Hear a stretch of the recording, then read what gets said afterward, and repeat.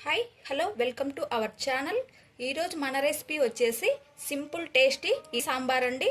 ఇడ్లీ పొంగల్ వడలోకి చాలా రుచిగా ఉంటుంది. ఇలా ఒక్కసారి ట్రై చేయండి మీరు కూడా.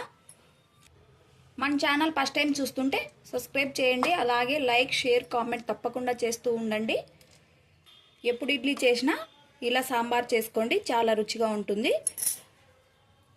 ఈ సాంబార్ ఎలా తయారు చేసుకోవాలో ఇప్పుడు చూసేయండి. పప్పు కుక్కర్ తీసుకొని ఒక టీ గ్లాస్ కందిపప్పును వేసుకోవాలి. నీళ్లు పోసుకొని 3-4 సార్లు శుభ్రంగా కడుక్కోవాలి.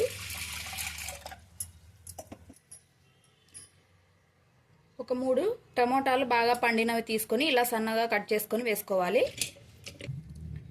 1 ఉల్లిగడ్డ ఇలా సన్నగా కట్ చేసుకొని వేసుకోవాలి. 2 పచ్చిమిర్చి తుంపి వేసుకోవాలి. 1/2 టీ స్పూన్ పసుపు, ఒక చిన్న ఉసిరికాయ అంత చింతపండుని కడిగి వేసుకోవాలి. 1 గ్లాస్ నీళ్ళను పోసుకోవాలి.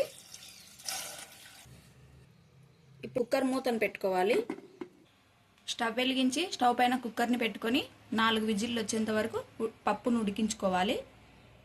4 విజిల్లు వచ్చిన తర్వాత స్టవ్ ఆపేసుకోవాలి. కుక్కర్లో ఉన్న గాలి మొత్తం పోయిన తర్వాత మూతను తీసుకోవాలి. రుచికి సరిపడా ఉప్పు వేసుకోవాలి. 2 స్పూన్ల సాంబార్ పొడిని వేసుకోవాలి.